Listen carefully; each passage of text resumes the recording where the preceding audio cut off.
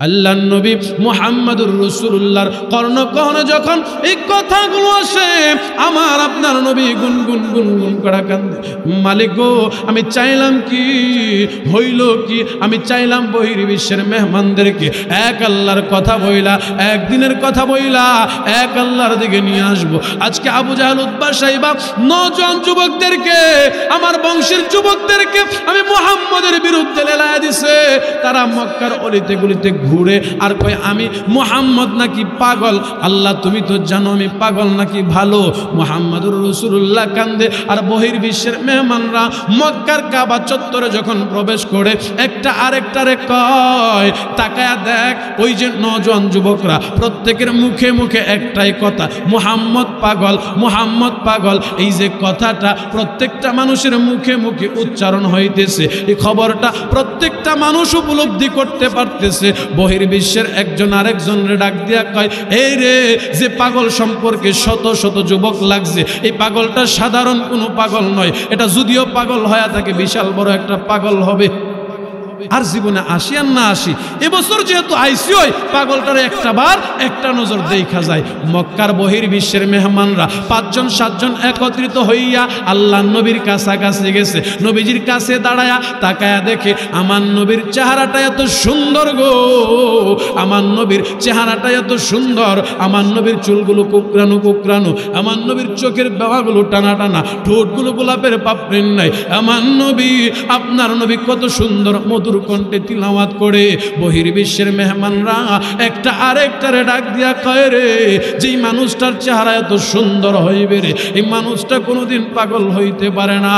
একটা আরেকটারে ডাক দিয়া কয়, আর একটু সামনে আগায়া দেখ, মুহাম্মদ যেন কি জবান দিয়া ছোট ছোট আওয়াজে মৃদু মৃদু কণ্ঠে তিলাওয়াত করতেছে।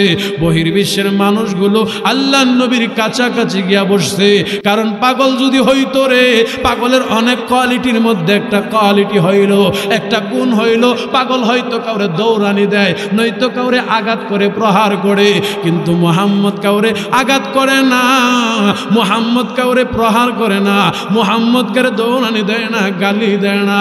মুহাম্মদ কাছাকাছি গিয়া দেখি কেমন সুন্দর মুচকি হাসি দেয়। এই মানুষটা পাগল না রে।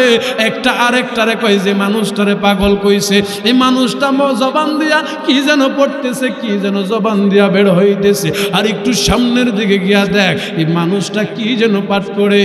মক্কার বেঈমান কাফেররা নবীজিকে বিরোধিতা করার জন্য চতুর্পাশে দাঁড়ায় রয়েছে, মেহমানদেরকে কাছে বিটতে দেয় না। মেহমানরা কই, তোমরাই তো বলছো পাগল, আমরা যদি পাগল দেখি তোমাদের সমস্যা কি?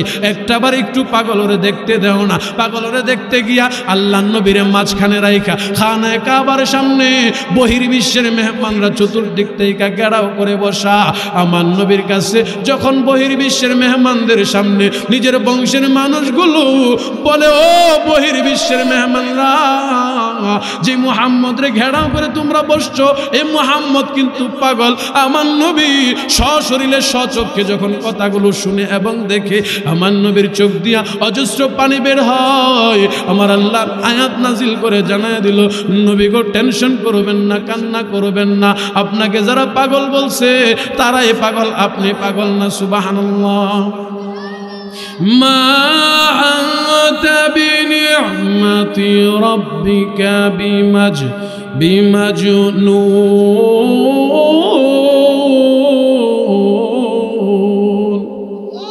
নবী গো আপনি পাগল না, আপনাকে যারা পাগল বলছে তারাই পাগল। ও মুহাম্মদ আপনি ভীতু সন্ত্রস্ত হইবেন না, আপনি নিজেকে নিজে ছোট মনে করবেন না, আপনি আপনার মালিকের কালাম তিলাওয়াত করতে থাকেন। আমার নবী, আপনার নবী মায়ার কণ্ঠে মধুর কণ্ঠে কোরআন তিলাওয়াত শুরু করলেন। ওয়াশ-শামসি ওয়া দুহাহা ওয়াল কমারি ইযা তালাহা ওয়ান নাহারি ইযা জাল্লাহা কুল আউযু বিরাব্বিন নাস মালিকিন নাস ইলাহিন নাস। মিলাছে না নাই? আরো জোরে আওয়াজ দিয়া কন, মিলেনি? প্রত্যেকটা আয়াত একটা আরেকটার সাথে মিলেনি। বহির্বিশ্বের মেহমানরা একজন আরেকজনের ডাক দিয়া কয়, না রে না, পাগল তো ওই ব্যক্তি যে ব্যক্তি ব্যক্তির আগের কথার পরের কথার মিল থাকে না। মুহাম্মদ তো পাগল না, মুহাম্মদের প্রত্যেকটা কথা একটা আরেকটার সাথে মিলে, মুহাম্মদের প্রত্যেকটা কথার অর্থ মিলে। না রে না, মুহাম্মদ কোনোদিন পাগল হইতে পারে না। রে মুহাম্মদ, তুমি কোনোদিন পাগল হইতে পারো না। আমরা বহির্বিশ্ব থেকে আসলাম, তোমাদের বংশের মানুষ বলে তুমি নাকি পাগল। মুহাম্মদ গো, আমরা হাতটা বাড়ায় দিলাম, আমাদেরকে হাতে হাত রাইখা কালেমা পড়ায় দেন, লা ইলাহা ইল্লাল্লাহু মুহাম্মাদুর রাসূলুল্লাহ। নবীজির কাছে হাতে হাত রাইখা বহির্বিশ্বের মেহমানরা কালেমা পড়ে মুসলমান হয়ে গেল। আল্লাহর নবী তাদেরকে কালেমার তালকিন দিয়া যার যার এলাকার মধ্যে পাঠায়া দিয়েছে। আবু জাহল, উতবা, শাইবা, আবু লাহাব তাকে দেখে মুহাম্মদ রে পাগল উপাধি দিয়া, পাগল তুমা দিয়া আটকানো যায় না। বহির্বিশ্বের মেহমানরা যেমন ভাবে মুহাম্মদের কাছে দলে দলে কালেমা পড়তেছে, আর কিছুদিন সময় যদি দেওয়া হয় ওই মক্কার প্রত্যেকটা মানুষ মুহাম্মদের কাছে কালেমা পড়ে মুসলমান হয়ে যাবে। না না, আর সুযোগ দেওয়া যাবে না। আবু লাহাব ডাক দিয়ে কয়, আবু জাহেল মেলা দিছো 2 মাসের, মেলা 2 মাস চালানো লাগবে না, 1 মাস হইছে, জলদি করে বন্ধ করে দাও। 2 মাস যদি মেলা চলে রে, আরবের মধ্যে আমাদের ধর্মের, আমাদের মূর্তির পক্ষের কাউরে পাওয়া যাবে না। মুহাম্মদের ধর্মের প্রত্যেকটা লোক মুহাম্মদের অনুসারী হয়ে যাবে। আবু জাহেল মেলা বন্ধ করে দিছে। কি করে দিছে? মেলা বন্ধ করে দিছে। খারাপ লাগে আপনাদের? আরো জোরে কন। চলবো তো ইনশাআল্লাহ। কতক্ষণ? কতক্ষণ? সারা রাত তুই। আর বাকি যে কুমিল্লা থেকে হুজুর আনছেন, এরপরে ঢাকা যাত্রাবাড়ি থেকে আমাদের যে প্রধান অতিথি আসছেন, আমার অত্যন্ত মহাব্বতের বড় ভাই হযরত মাওলানা বেলায়েত হোসেন আরিফি সাহেব, ওনার সাথে একাধিক প্রোগ্রামে সাক্ষাৎ হয়েছে, আজকেও হবেন। ওনারা কি পরের দিন করবেন? চলতো আরো? খুশি তো? বললেই তো খুশি। আচ্ছা, আল্লাহ আমাদেরকে কবুল করুক, বলেন আমিন। মক্কার বেঈমান কাফের রাম নবীজির দ্বীনের দাওয়াত বন্ধ করতে পারে না। এবার সিদ্ধান্ত উপনীত হয়ে গেল, মুহাম্মদের দুনিয়ার বাড়ি থেকে বিদায় করে দেব, আর নয়তো মুহাম্মদের দ্বীনের দাওয়াত বন্ধ করা যাবে না। নবীজির চাচা আবু তালেব ডাক দিয়া বলেন, না, আমি আবু তালেব জীবিত থাকতে আমার ভাতিজার উপর একটা টুকা দিতে দেব না। আবু লাহাব কয়, না না, এটা করতে পারবা না, ভাতিজা মুহাম্মদ রে কেমনে মারবা, এটা সম্ভব না। কথা কোন ঠিক কিনা? আমার নবীর হেফাজতকারী কে? আমার নবীর রক্ষণাবেক্ষণকারী কে? আল্লাহর নবী মুহাম্মাদুর রাসূলুল্লাহ সাল্লাল্লাহু আলাইহি ওয়াসাল্লামের জিম্মাদারি নিয়েছেন কে? জোরে কন। স্বয়ং আল্লাহ জিম্মাদারি নিয়েছেন। এবার মক্কার বেঈমান কাফেররা আল্লাহর নবী মুহাম্মাদুর রাসূলুল্লাহকে মারবেন না সিদ্ধান্ত গুড়ায় ফেলছেন, কিন্তু দ্বীনের দাওয়াত কেমনে বন্ধ করবে? একজন পণ্ডিত আবু জাহেল ডাক দিয়া কয়, কারণ তার আগের নাম ছিল আবুল হিকাম, বুদ্ধির বাপ। আবু জাহিল্লা ডাক দিয়া কয়, আরে আবু লাহাব, বাতিজার দ্বীনের দাওয়াত এমনে বন্ধ করা যাবে না। যদি দ্বীনের দাওয়াত বন্ধ করতে হয়, বাতিজারে আমরা কলা কৌশলে আটকাইবো। বলে কেমনে আটকাইবা? কয়, তোমরা কি খেয়াল করছো নি? আমি আবু জাহেল খেয়াল করে দেখছি, বাতিজা তো কোনো স্কুলে পড়ে নাই, বাতিজা তো কোনো কলেজে পড়ে নাই, বাতিজা তো কোনো মাদ্রাসায় পড়ে নাই, মুহাম্মদের কোনো শিক্ষক নাই। মুহাম্মদ হইল মূর্খ, অশিক্ষিত একজন মানুষ। এই মানুষটা কেমনে নিজের নবী দাবি করে?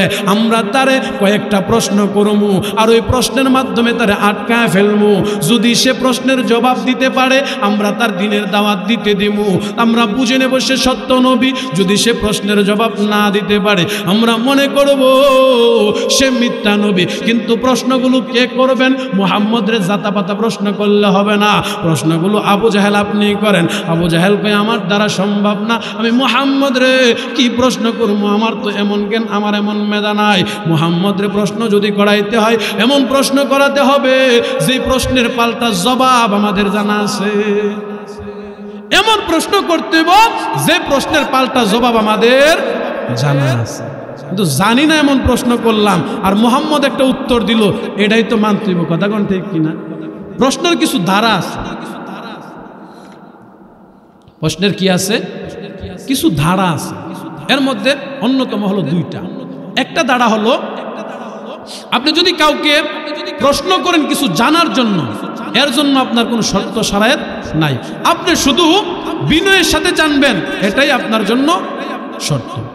আর আপনি কাউরে আটকাইতে চান, আটকাইতে গেলে ওই প্রশ্নের জবাবটা আগে আপনার জানা থাকা লাগবে। কথা কোন ঠিক কিনা?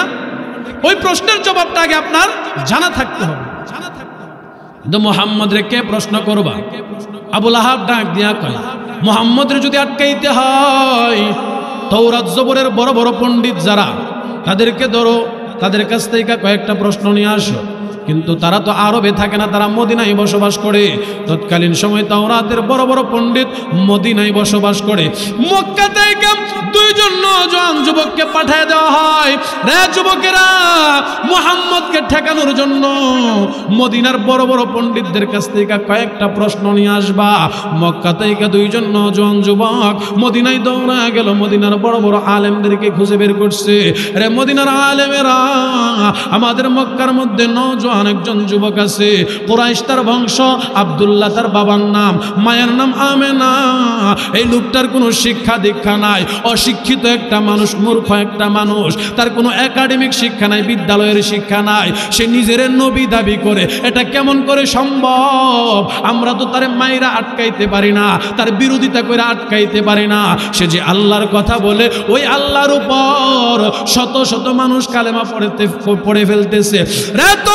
পণ্ডিতেরা, এই যে আমাদের আরবের মধ্যে একটা হট্টগোল তৈরি হয়েছে, ঘরে ঘরে দ্বন্দ্ব লাগা গেছে, জলদি করে মুহাম্মদ রে আটকানোর মতো আমাদেরকে কিছু প্রশ্ন শিখায়া দাও।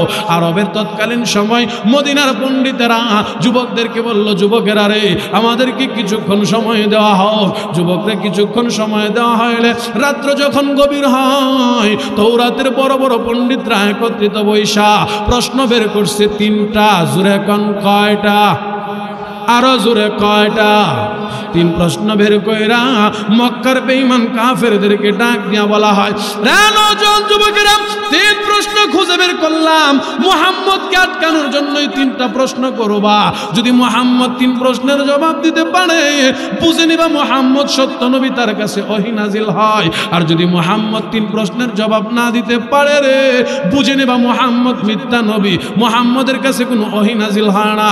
যুবকরা দৌড়ায় আসছে, ও আবু জাহেল উতবা সাইবা, ধরেন প্রশ্ন নিয়ে আসলাম। আবু জাহেল উতবা সাইবা ডাক দিয়া বলে, প্রশ্ন যে আনছো জবাব আনছনি? কয় না না, জবাব আনতে তো মনে নাই, জলদি করে যাও জবাব নিয়ে আও। প্রশ্ন জানলো, প্রশ্নের জবাবও জানলো, জবাব নিয়ে আইসা আল্লাহর নবীর দরবারে আবু জাহেল উতবা সাইবা আবু লাহাব চতুর্পাশ দিয়া আল্লাহর নবীর খানায় কাবার সামনে ঘেরাও করে ধরছে।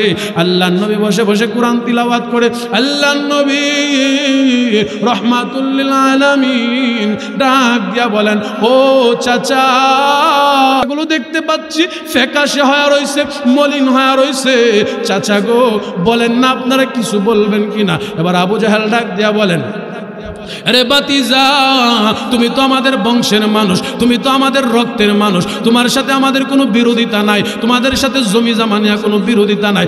রে মুহাম্মদ, তুমি আমাদের একেবারে সন্নিকটের আপন একজন মানুষ, একটা জায়গায় শুধু বিরোধিতা, তুমি এক আল্লাহর কথা কও, আমরা 360 দেবদেবীর কথা কই। আরে মুহাম্মদ, চলো না এটা আমরা প্লাস মাইনাস করে ফেলি। নবী কই কেমনে? কই, ও মুহাম্মদ, তুমি কি বুঝতে পারো না, আমাদের 360 দেবদেবী, তারা আমাদের কোনো কল্যাণ আনতে পারে না, তারা আমাদের কোনো মঙ্গল আনতে পারে না। আর তুমি 360 দেবদেবী বাদ দিয়া এক আল্লাহর কথা কও, এক আল্লাহর কথা বাদ দিয়া দাও, আমাদের পূর্বের কথা চালায়া দাও। আল্লাহর নবী বসা থেকে দাঁড়ায় গেছে, চাচা গো, আমি যেই কালেমার দাওয়াত মানুষরে দিচ্ছি, এটাই প্রকৃত দাওয়াত, এটাই প্রকৃত রাস্তা, আপনি টেনশন করবেন না, আমি আপনাদেরকে আপনাদের উপর জুলুম করব না, আপনাদের উপর দাওয়াত চাপায়া দেব না। মনে চাইলে কবুল করেন, দুনিয়াতেও দামি হয়ে যাইবেন, পরকালেও মুক্তি পাওয়া যাবেন। আবু জাহেল উতবা সাইবা আবু লাহাব ডাক দিয়া কয়, রে বাতিজা, কালেমা পড়ব পড়ে তুমি তোমাকে আমরা এই মুহূর্তে তুমি সত্য নবী না মিথ্যা নবী যাচাইয়ের জন্য তোমাকে আমরা এই মুহূর্তে কয়েকটা প্রশ্ন করব। রে মুহাম্মদ, যদি প্রশ্নের সঠিক জবাব দিতে পারো আমরা বুঝে নেব তুমি সত্য নবী, তোমার কাছে ওহী নাজিল হয়। আর যদি তুমি সত্য নবী না হও, তোমার কাছে যদি ওহী নাজিল না হয়, তুমি এই মক্কাতে আর দ্বীনের দাওয়াত দিতে পারবা না। 3 প্রশ্নের জবাব যখন না দিতে পারবা, তোমাকে আরব থেকে আমরা বের করে দেব, তোমার দ্বীনের দাওয়াত বন্ধ করে দেব। আল্লাহর নবী দানা ডাক দেয়া কয়, চাচা গো, এই আসমান আল্লাহর, জমিন আল্লাহর, আসমানের নিচে জমিনের উপরে এক আল্লাহর দাওয়াত দিতে গিয়া, এক আল্লাহর দ্বীনের কথা বলতে গিয়া, ও চাচা, কারো অনুমতি, কারো পারমিশন লাগে না। আল্লাহর জমিনে আল্লাহর দ্বীনের কথা বলবো, আপনি মানলেও বলবো, আপনি না মানলেও বলবো। কিন্তু চাচা গো, আমাকে আপনি একটা শর্ত দিছেন, যদি শর্তটা না মানি, শর্তটা যদি না মানি, ও গো চাচা, এখানে আমার দুর্বলতা প্রকাশ পাবে। কি প্রকাশ পাবে? আমার একটা প্রশ্ন করলেন, আমি প্রশ্নের জবাব দিলাম না, হাও বললাম না, নাও বললাম না, তার মানে সে প্রশ্নের জবাব আমি পারি? মাতালারা পারি বুঝা? আরে পারলে তো উত্তরই দিতাম, পারি না দেখে তো জবাব না দিয়া চলে গেলাম। নবী চিন্তা করছে, এখন যদি আমি এখন এই কালেমার দাওয়াতের যে একটা শর্ত সারায়াত আবু জাহেল উতবা সাহেব আমার মধ্যে দিছে, আমি যদি শর্তটা না মানি, তাহলে আবু জাহেল উতবা সাহেব বলবো মুহাম্মদ সত্য নবী না, এটাই প্রমাণ হয়ে গেছে। কিন্তু না চাচা, আপনারা যে শর্তটা আমাকে দিলেন, আমি সে শর্তটা একটা কারণে মেনে নিলাম, আমি যে সত্য নবী এটা প্রমাণ করার জন্য। ও চাচা, বলেন আপনাদের প্রশ্ন কি? আবু জাহেল উতবা সাহেবা এক এক করে 3টা প্রশ্ন নবীজিকে করলেন। আল্লাহর নবী বলেন, চাচা আমাকে সময় দেন। আবু জাহেল ডাক দিয়া বলে, ও মুহাম্মদ, সময় কতক্ষণ লাগবে বলো? চাচা, আমি তো নিজে থেকে কিছু বলি না, আমার আল্লাহ জিব্রাইলকে পাঠাইলে, জিব্রাইল আমার কাছে ওহী নিয়ে আসলে আমি আপনাদের কাছে বলবো। চাচা আমাকে 24 ঘন্টা সময় দেন। কত ঘন্টা? আরো জোরে কোন? 24 ঘন্টা সময় দেন। আমি আপনাদের বিবেকের কাছে প্রশ্ন করি, জিব্রাইল আমিন দুনিয়াতে আসতে 24 ঘন্টা সময় লাগে? আরো জোরে কোন? 24 ঘন্টা সময় লাগে না। আল্লাহ পাক জিব্রাইলকে এত ক্ষমতা দিছেন, জিব্রাইলের 600 নূরের পাখা থেকে একটা নূরের পাখা যদি একবার বাড়ি দেয়, আল্লাহ পাক রব্বুল আলামিন জিব্রাইলের সেই নূরের পাখার এক বাড়িতে তাম পৃথিবী জিব্রাইল ভ্রমণ করতে পারে। সুবহানাল্লাহ। কিন্তু নবী সময় নিলেন কতক্ষণ? আরে আওয়াজ দিয়া কোন না, কতক্ষণ? 24 ঘন্টা। এখানে উম্মতের জন্য একটা সবক, একটা শিক্ষা। নবী বলেন, উম্মত গো, তোমাদেরকে আমি এখানে একটা শিক্ষা দিলাম, সবক দিলাম। কি শিক্ষা, কি সবক? বলে, উম্মত, তোমরা যদি কারো কাছ থেকে কোনো কিছু ধার নাও, কোনো কিছু কর্জে হাসানা নাও, তোমাদেরকে আমি নবী শিখাই দিলাম। কি শিখাই দিলাম? যদি সময় লাগে 5 দিন, সময় নিবা 10 দিন, যদি সময় লাগে 15 দিন, সময় নিবা 20 দিন। নবী গো, আপনি যে আমাদেরকে শিখাই দিলেন, আমাদের লাভ কি? নবী বলেন, উম্মত, লাভ হইল 2টা। জোরে কোন কয়টা? আরো জোরে কয়টা? লাভ হইল 2টা। নবী আবার ডাক দিয়া কয়, উম্মত, যদি তুমি কারো কাছ থেকে কর্জে হাসানা টাকা নাও 1000, সময় যদি লাগে 5 দিন, সময় নিবা 10 দিন, সময় যদি লাগে 10 দিন, সময় নিবা 20 দিন। কেন নিবা?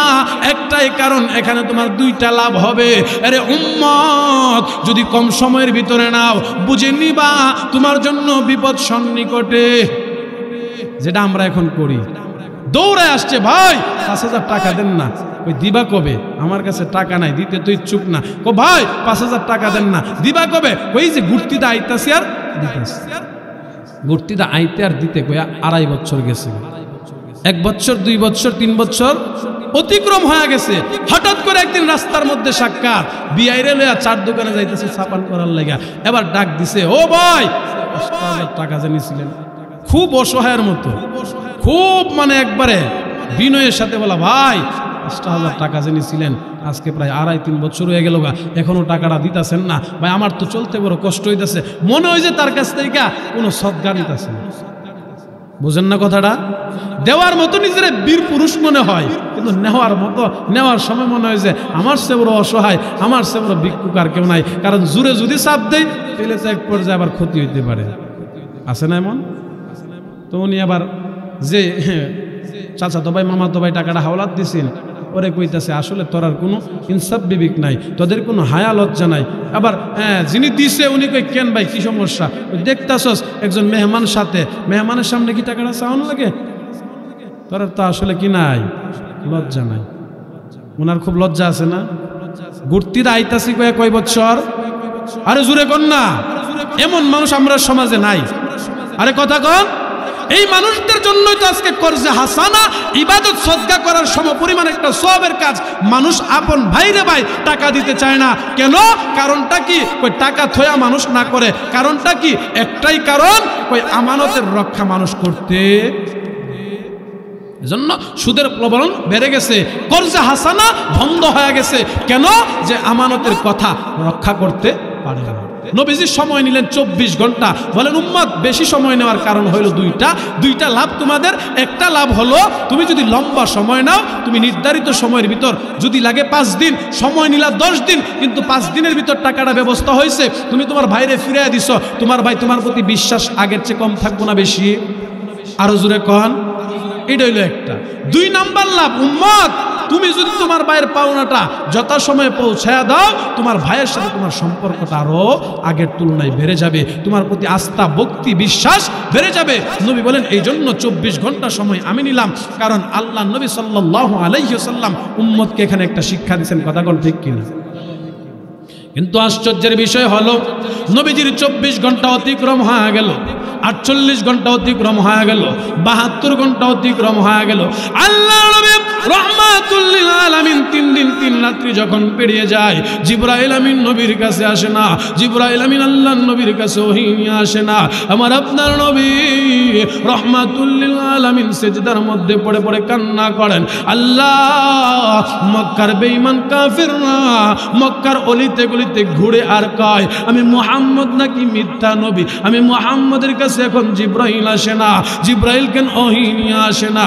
আল্লাহ কথা কি সত্যই নাকি তুমি বুঝে আমার ভুইলা গেছো? আল্লাহর নবী এমন করে কান্দে, এমন করে প্রতিদিন প্রতিনিয়ত কান্দে। আবু জাহেল উতবা শাইবা আল্লাহর নবী মুহাম্মদুর রাসূলুল্লাহর দ্বীনের দাওয়াত বন্ধ করার জন্য পাগল পাড়া হয়ে লাগছে। আল্লাহর নবী মুহাম্মদুর রাসূলুল্লাহকে মক্কার বেঈমান কাফিররা আবার 3 দিন পরে ঘেরাও করে ধরেছে। রে মুহাম্মদ বললা তো 24 ঘন্টা সময় দেওয়ার জন্য, 24 ঘন্টা সময় দিলাম, 72 ঘন্টা অতিক্রম হয়ে গেল, 48 ঘন্টা অতিক্রম হয়ে গেল, এখনো কি তুমি জবাব দাও না? জিবরাইল আমিন দিয়ে এখনো কি তোমার কাছে আসে নাই? আল্লাহর নবী ডাক দিয়া বলেন, চাচা গো ধৈর্য হারা হবেন না, একটু সবুর করেন, কিছুদিন সময় আমাকে দেন, কিছুদিনের মধ্যেই আমার কাছে জিবরাইল আসবে। আল্লাহর নবী তাদেরকে এমন ভাবে আশ্বাস দিতে লাগলেন, আবু জাহেল উতবা শাইবা আমার নবীর দ্বীনের দাওয়াত বন্ধ করার জন্য মক্কার পয়েন্টে পয়েন্টে ঘুরে আর ডাক দিয়া বলেন, মক্কাবাসী রে, এতদিন তো আমরা বলতাম মুহাম্মদ পাগল, তোমরা মানতা না, এতদিন তো আমরা বলতাম মুহাম্মদ মিথ্যা নবী, মানতা না, এখন কি প্রমাণ হয়েছে নি? 48 ঘন্টা অতিক্রম হইল, 3 দিন অতিক্রম হইল, 4 দিন অতিক্রম হইল, 1 সপ্তাহ অতিক্রম হয়ে গেল, মুহাম্মদ দিয়ে কোনো প্রশ্নের জবাব দিতে পারে না। মুহাম্মদের আল্লাহ বুঝি মুহাম্মদরে ভুলে গেছে। আল্লাহর নবীর আপন চাচি উম্মে জামিল নষ্ট প্রকৃতির মহিলা মক্কার পয়েন্টে পয়েন্টে ঘুরে আর ডাক দিয়া কয়, মক্কাবাসী আমি উম্মে জামিল আমার বাতিজা মুহাম্মদ সম্পর্কে আগেই বলেছিলাম, লোকটা বেশি সুবিধাজনক না, লোকটা মিথ্যুক, লোকটা মিথ্যার আশ্রয় নেয়, মিথ্যা কথা বলে। জোরে কর নাউজুবিল্লাহ। আপনাদের কি ধারণা নবী মিথ্যার আশ্রয় নিতেন? না না, আল্লাহর নবী সম্পর্কে, আল্লাহর নবীর চরিত্র সম্পর্কে সার্টিফিকেট পৃথিবীর কোনো নেতা দেয় নাই, কোনো নেত্রী দেয় নাই। যে আল্লাহ বানাইছে, যে আল্লাহ নবীরে তৈরি করছে, ওই আল্লাহ আল্লাহর বন্ধু সম্পর্কে সার্টিফিকেট দিছে। কথা কোন ঠিক কিনা? আল্লাহ নিজেই কোরআনে বলেন, ওয়া ইন্নাকা লাআলা খুলুকিন আযীম। নবী গো, আপনাকে আমি খুলুকে আজিম উত্তম চরিত্র দান করেছি। উম্মে জামিল মক্কার পয়েন্টে পয়েন্টে ঘুরে আর ডাক দিয়া কয়, রে মক্কাবাসী তাকায় দেখ, মুহাম্মদের আল্লাহ মুহাম্মদ রে ভুইলা গেছে। মুহাম্মদের আল্লাহ যদি মুহাম্মদ রে না ভুলতো, আজকে 14 দিন অতিক্রম হয়ে গেল, মুহাম্মদের কাছে কোনো ওহী নাজিল হয় না। মুহাম্মদের কাছে যে জিবরাইল আসতো আর এখন আসে না। মুহাম্মদের আল্লাহ মুহাম্মদ রে ভুইলা গেছে, মুহাম্মদের কাছে কোনো ওহী নাজিল হয় না। এই যে কথাগুলো আল্লাহর নবীর কর্ণগহনে আসলে আমার আপনার নবী উম্মতের দরদি নবী সেজদার মধ্যে পড়ে কান্না করতেন, আল্লাহর কাছে বলতেন, মালিক গো, আমি যে সত্য নবী কেউ না জানলো তুমি তো জানো আল্লাহ। আমার চাচি আবু জাহেলের উম্মে জামিল, আমার চাচি আবু লাহাবের স্ত্রী উম্মে জামিল মক্কার পয়েন্টে পয়েন্টে ঘুরে আর মানুষদের কাছে ডাক দিয়া কয়, মক্কার মানুষেরা রে, আমার চেয়ে বেশি আমার বাতিজা মুহাম্মদকে তোমরা চিনো না। মুহাম্মদ যদি সত্য নবী হইতো 24 ঘন্টার মধ্যে, এবার 14 দিন অতিক্রম হয়ে গেল। কই মুহাম্মদের আল্লাহ, কই মুহাম্মদের জিবরাইল? আল্লাহ নবীকে গৃহবন্দী করে ফেলছে। আমার নবী ঘর থেকে বের হইতে পারে না, সাহাবা একরাম খেতে খামারে যাইতে পারে না, জমি জামাই কাজ করতে পারে না। সাহাবা একরাম যেদিক দিয়া যায় একটাই আওয়াজ, মিথ্যা নবী মুহাম্মদ, মিথ্যা নবী। মুহাম্মদ যদি সত্য নবী হইতো রে, মুহাম্মদের কাছে ওহী কেন বন্ধ হয়ে গেল? আল্লাহ নবী রাহমাতুল লিল আলামিন উম্মতের দরদি নবী লম্বা লম্বা সেজদার মধ্যে পড়ে কান্দে, আল্লাহ তামাম পৃথিবীর মানুষ যদি আমি মুহাম্মদ রে ভুইলা যায়, আমি মুহাম্মদের কোনো টেনশন নাই, আমি মুহাম্মদের কোনো ভয় নাই, কিন্তু আমি যা শুনতেছি গো মালিক, আমার 2 কান বারবার একটা আওয়াজ আমার কানে পৌঁছায়, তুমি আল্লাহ নাকি আমি মুহাম্মদ রে ভুইলা গেছো। রব্বুল আলামিন আমি কেমনে সহ্য করব গো? তামাম পৃথিবীর মানুষ আমারে ভুইলা গেলে আমার আপত্তি নাই, দুঃখ নাই, তুমি যদি ভুইলা যাও আমি মুহাম্মদ কার কাছে যাব? আল্লাহর নবী আপনার আমার নবী সিজদার মধ্যে পড়া, লম্বা লম্বা সিজদা দেওয়ার কারণে সিরাতের কিতাবে পাওয়া যায় আল্লাহর নবীর সুন্দর চেহারার অধিকারী ছিলেন। নবীজির চেহারার মধ্যে রক্ত জমট বাঁধা হয়ে গেল, রক্ত চাকা চাকা হয়ে গেছে। আল্লাহর নবী বিকট বিকট আওয়াজ দিয়া আসমান জমিনের মালিক আল্লাহরে ডাক দেয়, আল্লাহ তামাম পৃথিবীর মানুষ যদি আমার মিথ্যা বলে আর তুমি যদি আমার সত্য বলো, আল্লাহ এতে আমার সন্তুষ্টি। আর তামাম পৃথিবীর মানুষ যদি আমার সত্য বলে আর তুমি আল্লাহ যদি আমার মিথ্যা নবী বলো, এটাই আমার জন্য বিপদের কারণ। এ বইলা নবী যখন কান্না করে, আসমান জমিনের মালিক আল্লাহ জিবরাইলকে ডাক দিয়া বলেন, জিবরাইল আমার বন্ধুরে আর কাঁদাইবি না, আমার বন্ধুরে দুনিয়াতে অনেক কাঁদাইছি, আমার বন্ধু দুনিয়াতে আগমনের পরে বাবার চেহারা দেখতে পারে না, আমার বন্ধু দুনিয়াতে এইসব বাবারে দেখতে পারে না। আমার আপনার নবী যখন মায়ের গর্ভে থাকা অবস্থায় 4 মাস বয়স, আল্লাহর নবীর বাবা দুনিয়ার বাড়িতেই ইন্তেকাল করলো। আমার নবী মায়ের আদর পায় না, দুধ মা হালিমার কাছে আল্লাহর নবী দীর্ঘ 4 বৎসর লালিত পালিত হইল। আল্লাহর নবী 4 বৎসর পরে যখন মা আমেনার কাছে আসলো, আল্লাহর নবী হাঁটতে পারে, চলতে পারে, কিছু বুঝে এমন একটা বুঝদার অবস্থায় আসলো। আমার আপনার নবী বিকাল বেলা কাবা চত্বরের কাছে ছোট ছোট বাচ্চারা পাহাড়ের চূড়ায় খেলে, আল্লাহর নবী বাচ্চাদের খেলা দেখতেন, খেলতেন না। রহমতে আলম নবী একদিন যখন বুঝতে পারলো, অন্তরের চক্ষু দিয়া অনুভব করতে পারলো, মন দিয়া অনুভব করতে পারলো, আমার খেলার যে সাথীগুলো আছে, আমার খেলার যে বন্ধুরা আছে, বিকাল বেলা খেলা যখন শেষ হয়, খেলা যখন বন্ধ হয়, তার বাবারা, তার আপনজনরা উট কিংবা ঘোড়া নিয়া, সোয়ারি নিয়া তাদেরকে বাড়িতে নেওয়ার জন্য আসে। আমার আপনার নবী রহমাতুল লিল আলামিন যেদিন এই বিষয়টা বুঝতে পারলেন, আল্লাহর নবী এতিম নবী বাড়ির দিকে যায় না। আল্লাহ নবী রহমাতুল লিল আলামিন রাগ আর গুসা নিয়া, বাবার টেনশন নিয়া, বাবার প্রতি মায়া আর ভালোবাসা নিয়া পাহাড়ের চূড়ায় গিয়া আল্লাহর নবী একাকিত্ব নির্জন অবস্থায় পাহাড়ের মধ্যে হেলান দেয়া বৈশা আল্লাহর নবী গুনগুন গুনগুন করে চোখের পানি ফেলায় কান্দে। আর আমার নবীর মা আমেনা নবীজিরে খুঁজতে খুঁজতে পাগল পাড়া হয়ে গেছে। আর মক্কার অলিতে গলিতে ঘুরিয়ে আওয়াজ দেয়, তোমরা কারা গো? আমার এতিম সন্তান মুহাম্মদ রে দেখছো নি? রাত্র তো গনিয়ে আসতেছে, মুহাম্মদের সন্ধান দিয়ে এখনো পায় না। আল্লাহর নবী রহমাতুল লিল আলামিন পাহাড়ের চূড়ার মধ্যে নির্জন একাকিত্ব অবস্থায় বসে চোখের পানি ফালায়া গুনগুন গুনগুন করে কান্না করে আল্লাহর নবীর কান্নায় আকাশ বাতাস মুখরিত হয়ে গেল। আল্লাহর নবী রাহমাতুল লিল আলামিন পাহাড়ের চূড়ায় হেলান দিয়া বসে বসে কান্দে। মা আমেনা নবীজিরে খুঁজতে খুঁজতে গিয়া তাকায়া দেখে পাহাড়ের চূড়ায় আল্লাহর নবী একাকিত্ব অবস্থায় কান্না করে। মা আমেনা ডাক দিয়া বলেন, আরে সন্তান, তোমার সকল খেলার সাথীরা বাড়িতে চলে গেল, তুমি দিয়ে এখনো বাড়িতে যাও না। রে মুহাম্মদ, তুমি কেন একা নির্জনে কান্না করতেছো? মুহাম্মদুর রাসূলুল্লাহ বলেন, মা গো, আমি কান্দি আজকে দিয়ে আমি উপলব্ধি করে দেখলাম প্রত্যেকটা খেলার সাথীকে তারা আপন জননা ঈশা বাড়ির দিকে নিয়ে যায়, কিন্তু আমার আপন বলতে তো কাউরে আমি আজও দেখলাম না। আমি খেয়াল করে দেখেছি আমার অন্যান্য বন্ধুদেরকে তার বাবার আইসা উট কিংবা ঘোড়ার সোয়ার করা বাড়িতে নিয়ে যা। নবী এবার চোখের পানি ফালায় কান্দে আর ডাক দিয়া, মা গো, আমার বাবা কই? আমি মুহাম্মদ দিয়ে আমার বাবার চেহারাটা কোনোদিন দেখতে পাইলাম না। আল্লাহর নবী রাহমাতুল লিল আলামিন চোখের পানি ফালায় কান্দে। নবীজি কান্না করেন আর বলেন, মা গো, আমার বাবার পরিচয়টা দিবানি, আমার বাবার সন্ধানটা দিবানি।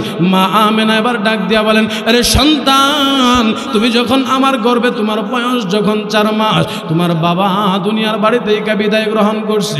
আল্লাহর নবী রাহমাতুল লিল আলামিন এবার মারে ডাক দিয়া কয়, মা গো, আমারে কি একটা বারের জন্য আমার বাবার কবর দেখাইবানি, আমার বাবার কবরের পাশে নিয়ে যাইবানি? লম্বা ইতিহাস মুসলমান ভাড়া আমার মা আমেনা বাবার কবরে নিয়ে যায়।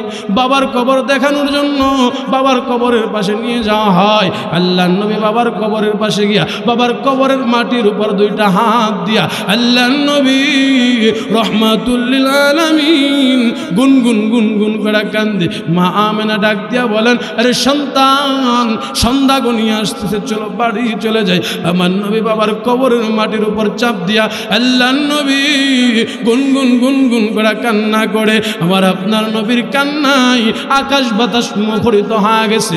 মা আমেনা নবীজিকে বুকের মধ্যে জড়ায় ধইরা সোয়ারির মধ্যে ওইটা বাড়ির দিকে রওনা হইল। আবুয়া নামক স্থানের মধ্যে আসার পর ইতিহাস সাক্ষী দেয়, মা আমেনা ডাক দিয়া কই, দাসী উম্মে আইমান, আমার বুকটা কেমন যেন চিনচিন ব্যথা করতেছে। আমার মনে হয় আমি আমেনা আর বেশিক্ষণ বাঁচব না। এই অবস্থায় যদি আমাকে মৃত্যুবরণ হয়, আমার যদি মৃত্যুবরণ হয়ে যা, রে আমেনা, আমার এই শিশু সন্তান মুহাম্মদ রে তোমার কাছে সঁপে দিলাম। আজকের পর থেকে তুমি দাসী উম্মে আইমান আমার এই সন্তানটাকে দেখে রাখবা। এই জন্যই তো আমার নবী বলেছেন, আল্লাহর নবী নিজের জবান দিয়া বলেছেন, দুনিয়াবাসী দাসী উম্মে আইমান রে দাসী বলবা না, কারণ উম্মে আইমান আমার মার মৃত্যুর পরে আমার মার দায়িত্ব পালন করছে। সুবহানাল্লাহ। মা আমেনা ডাক দিয়া বলেন, ও উম্মে আইমান, তুমি আমার সন্তানটাকে দেখে রাখবা। কিছুক্ষণের মধ্যে মা আমেনার ইন্তেকাল হয়ে যা। আল্লাহর নবী মা আমেনার বুকের মধ্যে চাপ দিয়া ধইরা গুনগুন করে কান্না করে, ও মা, বলো না, তুমি দিয়ে আজকে কথা বলো না। মা, তোমার নাক দিয়া দিল না শ্বাস নিঃশ্বাস বের হয় না। মা গো, তুমি দিয়ার আওয়াজ দাও না। মা এবার ডাক দিয়া বলেন, ও মুহাম্মদ, আমার মনে হয় আমি আর বেশিক্ষণ বাঁচব না, আমার অবস্থা একবারে বিপর্যপূর্ণ হয়ে গেছে।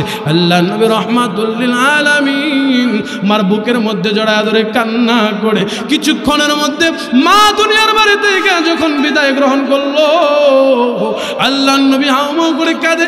এমনভাবে নবীজি যখন কান্না করতে করতে বাড়িতে গেল, নবীজির আপন বলতে কেউ নাই। চাচা আবু তালেব দুনিয়ার বাড়ি থেকে বিদায় গ্রহণ করবেন, আবু তালেব আব্দুল মুত্তালিব বিদায় গ্রহণ করবেন। এমনভাবে এক এক করে নবীজির বয়স যখন 8 বছরের কোটায় পৌঁছায়, নবীজির রক্ষণাবেক্ষণ যারা করতেন এমন মানুষগুলো দুনিয়া থেকে বিদায় হয়ে গেছে। আল্লাহ পাক এবার জিব্রাইলকে ডাক দিয়া বলেন, আরে জিব্রাইল, আমার বন্ধুকে বলো না, আমার বন্ধু যেন আর কান্না না করে। 14 দিন আমার বন্ধুর কাছে ওহী বন্ধ ছিল, 14 দিন আমি আমার বন্ধুকে ওহী দিতে পারি নাই। আরে জিব্রাইল, আমার বন্ধুরে বেঈমান কাফেররা গৃহবন্দী করে রেখেছে, আমার বন্ধুকে সুসংবাদ দিয়া দাও, আমার বন্ধুকে জানা দাও আমি আল্লাহ আমার বন্ধু মুহাম্মদ রে ভুলি নাই। মুহাম্মদ যে বলছে আমি নাকি মুহাম্মদ রে ভুলে গেছি, আমি আমার মুহাম্মদ রে বলি নাই, কারণ আমি আল্লাহ আমার মুহাম্মদ রে তাম পৃথিবীর সব কিছুর চেয়ে বেশি ভালোবাসি। সুবহানাল্লাহ। আল্লাহ নবীরে ভুইলা গেছে, এই কথাটা যে কত বড় ওজনদার, এই কথাটা উদাহরণ না দিলে আপনাদেরকে বোঝানো সম্ভব না। উদাহরণ দিতে গেলে লম্বা সময়ের দরকার, আলোচনায় ঢুকতে গেলে আরও সময়ের দরকার। কিন্তু আশ্চর্যের বিষয় হলো আমরা এমন একটা সময় এখন উপনীত হয়েছি, আমাদের পরের মেহমান উপস্থিত হইতেছেন, কিন্তু আলোচনার দীর্ঘায়ু করার সুযোগ নাই। উদাহরণটা হলো আপনি আপনার বাজারের চা স্টলের দিকে খেয়াল করে দেখবেন, ছোটখাটো একটা কিছু থাকে দেখার মতো, থাকে কি না? নাম কি? আরো জোরে কন। আপনারা মনে শরম পাইছেন না? এটা কইতে শরম লাগে? এটা আপনার এলাকাত না, আমরা এলাকাতে আছে, সব এলাকাতে আছে। যা খারাপ কিছু কইব না, এত একবারে মানে এতটুক নিচু প্রকৃতির হয়েছিল। ওই টেলিভিশনের মধ্যে দেখবেন খবর প্রতিদিন 7টার খবর 8টার খবর আসা যাওয়া করে কি না? আরে জোরে কোন করে কি না? আপনি খবর দেখতেছেন, খবর যিনি পাঠ করতেছেন তিনি বলতেছেন এই মুহূর্তে ঢাকা উত্তরাতে 5তলা ভবন থেকে একজন ছোট্ট 7 বছরের বাচ্চা ছাদের থেকে নিচে পড়ে মারা গেছে। আপনি 4 কাপটা হাতে নিয়ে বসা, আপনি কি বলবেন? আপনি একজন মানবিক জীব হিসেবে বলবেন, আহ কেমনে এই বাচ্চাটা মারা গেল, এই বাচ্চাটা যে মারা গেল, এই বাচ্চার মা বাপ আপনজন কেমনে সহ্য করব, কেমনে বরদাস্ত করব? নাকি আসতে বেশি কইবেন, চিৎকারবেন? আরে কথা কন না কেন? না, আপনি মানবিক জীব হিসাবে এতটুকুই বলবেন যে বাচ্চার মা বাপটা কেমনে সহ্য করবো, আর বাচ্চাটা কেমনে মারা গেল। কিন্তু আপনি এই দোকানে বসে চা পান করতেছেন, এমন সময় আপনার একটা বাতিজা দৌড়ায় আসছে, আয়সা করে চাচা আপনি চার দোকানে বৈশা মনের আনন্দে চা পান করতেছেন, সিগারেট পান করতেছেন, ও চাচা খবর পাইছেননি আপনার ছোট্ট 7 বছরের আব্দুর রহমান, আপনার কলিজার টুকরা সন্তানটা পানিতে পড়ে মারা গেছে, ও চাচা আপনি কি খবর পাইছেন? আপনি চাচা আমি আপনাদের কাছে সুস্থ বিবেকের কাছে প্রশ্ন করি, আপনি বলবেন বাতিজা ঠিক আছে মারা গেছে, এবার যা বাড়িতে আমি চাটা খায় আসতেছি। আরে কথা কন না, এ কথা বলবেন? চা ফালায়া তুই দৌড় দিবেন, কারণ কি? আগে তো একটা মৃত্যুর সংবাদ শুনছেন, হাত থেকে তো চার কাপটা পড়ে নাই, দৌড়ও দেন নাই, কিন্তু পরের সংবাদটা শোনার পরে চার কাপটা ফালায়া দৌড় দিলেন। কারণটা কি? এটা আপনার সন্তান, আর আগেরটা ছিল অন্যের সন্তান। এটা আপনার সন্তান, আগেরটা ছিল অন্যের সন্তান। নবী কয় ও দুনিয়াবাসী, আল্লাহ আমারে কি পরিমাণ মহাব্বত করতো, আল্লাহ আমারে কি পরিমাণ ভালোবাসতো, এটা আমি তোমাদেরকে বুঝাতে পারবো না। আল্লাহ তো প্রত্যেক নবীকে উপাধি দিয়েছেন, কাউকে খলিলুল্লাহ, কাউকে হাবিবুল্লাহ, কাউকে কালিমুল্লাহ। প্রত্যেকটা উপাধির অর্থ তো একটাই, খলিল শব্দের অর্থ বন্ধু, হাবিব শব্দের অর্থ বন্ধু। আল্লাহ ডাক দিয়া কয় ও মুহাম্মদ, না না সব বন্ধু এক হয় না। খলিল মানে এমন বন্ধু যিনি আমার জন্য দেওয়ানা হয়া নিজের সব কিছু বিসর্জন দিবে, সন্তানকে জবাই করতে বাধ্য হবে আমার মহাব্বতে। আর হাবিব তো আমার এমন বন্ধু যার মহাব্বতে পড়া আমি আমার দুনিয়া আখিরাত সব কিছু বিলিয়ে দেব। সুবহানাল্লাহ। নবীরে আল্লাহ এত মহাব্বত করতেন, কিন্তু আমার আপনার নবী রহমাতুল লিল আলামিন ডাক দিয়া বলেন আল্লাহ শুনেছি মক্কার বেঈমান কাফেররা বলে তুমি নাকি আমারে ভুইলা গেছো। মক্কার বেঈমান কাফেররা আমাকে 3টা প্রশ্ন করলো, একদিন 2 দিন করে করে আজকে কতদিন হয়ে গেল, প্রায় 14 দিন অতিক্রম হয়ে গেল।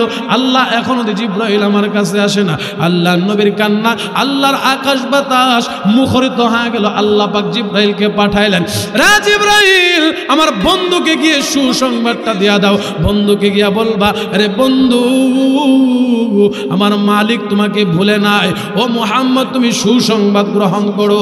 মুহাম্মদুর রাসূলুল্লাহকে যখন সুসংবাদ দেওয়া হয়, আমার নবী আপনার নবী মন দিয়া একবার ধ্যানমগ্ন অবস্থায় সুসংবাদ শুনতে শুরু করবেন। এমন সময় আল্লাহর নবী ডাক দিয়া বলেন, জিবরাইল সুসংবাদ শুনবো পরে, আগে বলো 14 দিন অতিক্রম হয়ে গেল, তুমি দি আমার কাছে আসলা না, তুমি দি আমার কাছে কথা নিয়ে ওহী নিয়ে আসলা না, কারণটা কি? জিবরাইল আমিন ডাক দিয়া বলেন, নবী গো, ও রহমাতুল লিল আলামিন, আমি জিবরাইল তো আপনার কাছে আসতে পাগল পাড়া, আমারও তো মন চাই আপনারে দেখার জন্য, কিন্তু আমি জিবরাইল তো নিজে থেকে আসতে পারি না। আমার আল্লাহ যদি আমার কাছে ওহী নাজিল না করে, আমার আল্লাহ যদি আমার কাছে ওহী না দেয়, আমি কেমনে আপনার কাছে আসবো? আল্লাহ নবী রহমাতুল লিল আলামিন ডাক দিয়া বলেন, জিবরাইল তাহলে 14 দিন কেন অতিক্রম করলা, তুমি কেন আমার কাছে ওহী নিয়ে আসো না? জিবরাইল আমিন আবার ডাক দিয়া বলেন, নবী গো, আপনি যে বেঈমান কাফেরদের সাথে পাল্লা লাগাইছিলেন, আপনি যে বলেছিলেন 24 ঘন্টার সময় লাগবে, ওই 24 ঘন্টার সময়ের মধ্যে আপনি কি কখনো বলেছিলেন ইনশাআল্লাহ? নবী গো, এটা তো মনে নাই, এটা তো মনে নাই। মূলত কাহিনী এটা না, নবীর মনে নাই বিষয়টা এমন না। আল্লাহ নবীরে দিয়ে এই বিষয়টা, এই সুবহানাল্লাহ, এই ইনশাআল্লাহর সবকটা দেওয়ার জন্য, গুরুত্বটা বোঝানোর জন্য 14 দিন নবীর কাছে ওহী বন্ধ রাখছেন। তাফসীরকারকগণ এর একটা ব্যাখ্যা বলছেন এটা, আর দ্বিতীয় ব্যাখ্যায় বলেছেন আল্লাহ নবীর কাছে ঘন ঘন ওহী আসার কারণে নবী শারীরিকভাবে একটু ক্লান্তি হয়ে গেলেন। ক্লান্ত অবস্থায় নবীর ক্লান্তি কাটার জন্য 14 দিন নবীর কাছে জিবরাইল আমিন আসা বন্ধ হয়ে গেছে। নবী গো, আল্লাহ আপনারে বলে নাই, আপনি সুসংবাদ গ্রহণ করেন। ও রহমতের নবী, সুসংবাদটা কি হলো? আপনাকে আল্লাহ তাআলা নবুয়তার রিসালাত দেওয়ার পরে মক্কার বেঈমান কাফেররা আপনার উপর যে পরিমাণ নির্যাতন করেছে, যে পরিমাণ জুলুম করেছে, আল্লাহ সব জুলুম নির্যাতনের বদলা আল্লাহ তাআলা আজকে আপনাকে সুসংবাদ দিয়া জানাবেন। সুবহানাল্লাহ। নবী বলেন, আগে সুসংবাদ দেও, পরে 3টা প্রশ্নের জবাব দেও। আসলে আমাদের আজকের আলোচনার মধ্যমণি যিনি, সুদূর কুমিল্লা থেকে আগত আমার অত্যন্ত মহাব্বতের ভাই হযরত মাওলানা কারি